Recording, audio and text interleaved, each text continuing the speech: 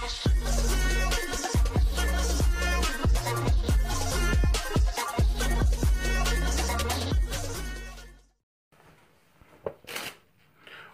poppin', T-Subs and T-Squad? So listen, y'all already know why I'm here. I'm here to give y'all episode 16 of season 5 of the Real Housewives of Potomac. So let's get it. Whew. Alright, y'all. So the episode continues off with Karen gathering Giselle's ass together about Jamal never being around. And then Giselle tells her to mind her business. Giselle, move around. Moving on. Karen brings up Giselle meeting Juan at a jewelry store, and she thinks that he's going to propose to her. And then Robin goes down this rabbit hole about how, you know, she don't want to put no pressure on him, but what she's not going to do is propose to a man and yada, yada, yada. But see, girl, I don't know why, because, I mean, girl, your tea done came out a long time ago about how you really be down to the butcher bar with Giselle after y'all finished scissor legging all down to the Savoy Palace that y'all at now got them people rooms smelling like the inside of the chum bucket. But we gonna move on.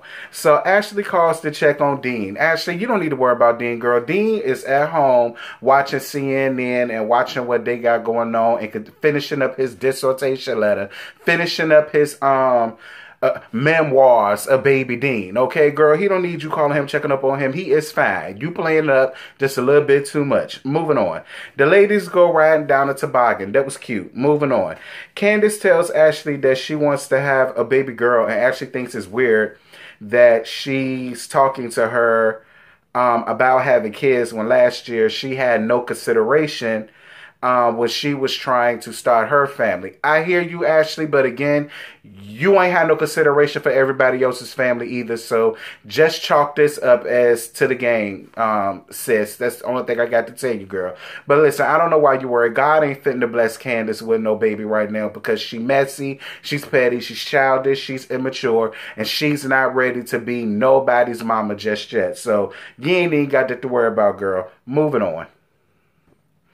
Alright, you guys, so Giselle pulls Karen to the side and she basically tells her, you know, stop bringing up or alluding to the fact of a proposal when it comes to Robin, aka Great Dane, and Devil Dick. Whatever.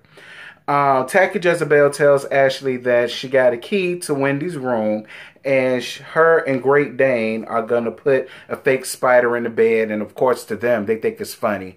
They have to initiate her as if anybody did that to them hoes. But whatever. And then she tells her about Juan's proposal. She says with Karen talking about it and bringing it up all the time, she needs an ally and Ashley knows how to keep her secret.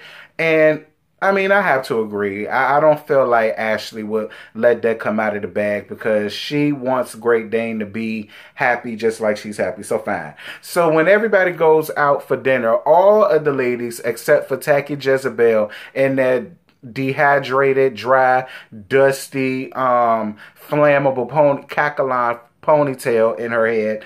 Like Giselle always comes looking all wrong, and this was no exception of that. Like I swear she had that ponytail in a Ziploc freezer bag that she had stored somewhere down her horse stable, and she just decided to zhuzh it up as much as she possibly could just so she could have a new hairdo.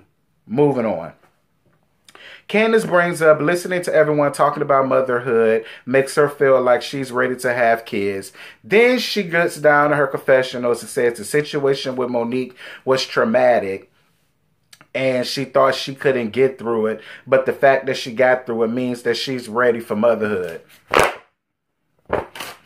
Bitch, move around. So Ashley brings up how Candace made her feel last year about her having a miscarriage and how she made fun of Michael, you know, laughing, saying that he was fake crying about her having a miscarriage and this, that, and this. And while all of that is completely terrible and horrible, and that's exactly why God ain't blessing her with no baby nowhere till Sunday, Ashley, again, This ain't nothing but karma finding its way back to your doorstep, because the same way she has made disparaging remarks about you, wanting to have a family and your kid and your husband, you've done the same thing to these ladies. And as much as I don't see it for Scary Tweety Bird, she's your karma. And that's the only way that I can go about that. Moving on. All right. So, Karen tells the ladies about Ray thanking her for paying off his tax problems and how he needs more time from her and wants to owe Karen back. I appreciate that, Karen, but at the same time, you shouldn't have said that in front of Giselle. I mean, you already know Giselle for her works, and the minute that y'all get back into it, she's going to throw that up in your face. So I really wish you just hadn't went there. I really wish you would have just said that, ate your Chilean sea bass, and allowed Ashley and Scary Tweety Bird to go on with the argument that they had going on, which they did. Ashley says that she really wants to be there for her, but she's conflicted because of the way that she made her feel about her wanting to be a parent last year. And then Robin tells her to just remember how she treated her and her family and threw things up in their faces.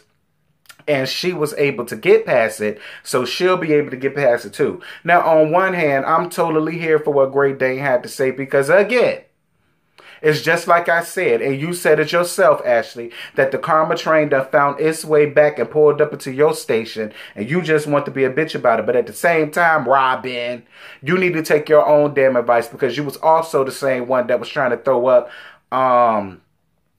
Karen's tax problems all up in her face. You and Tacky. So at the end of the day, all y'all hoes move flawed, in my opinion, and I still feel like ain't none of y'all real friends to the other, because the minute that y'all fall out with each other, y'all pull a Kaya, and then you just, the floodgates open with all kind of tea and things that just shouldn't even come out, and that is the way I feel about it. But girl, whatever, moving on.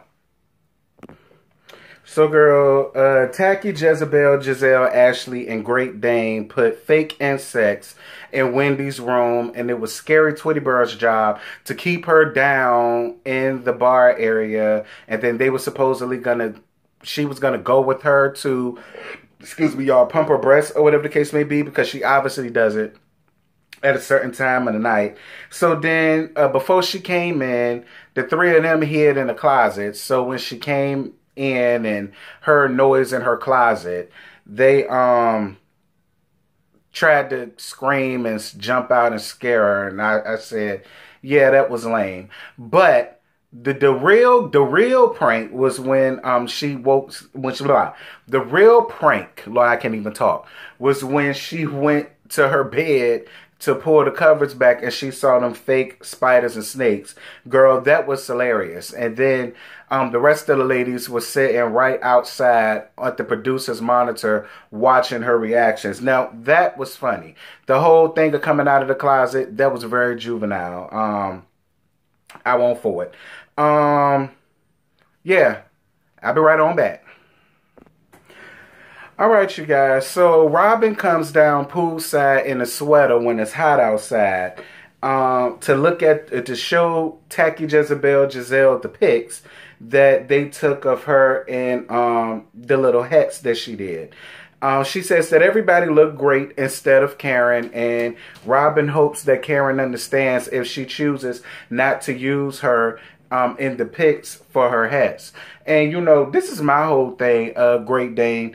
Listen, I honestly don't feel like Karen give two deviled ass fucks about you not showing her in them god awful gas station, swap meet, Family Dollar, Dollar Tree, rest stop, gift shop, inspired looking ass hats. I mean, I'm just going to be real with you. Moving on. So then they talk about what Karen told them last night and say, Karen, this is exactly why I said you just should have shut your ass up about your personal business that you and Ray got going on. Because the minute that they had a chance to cackle and kiki about it, they did. Moving on.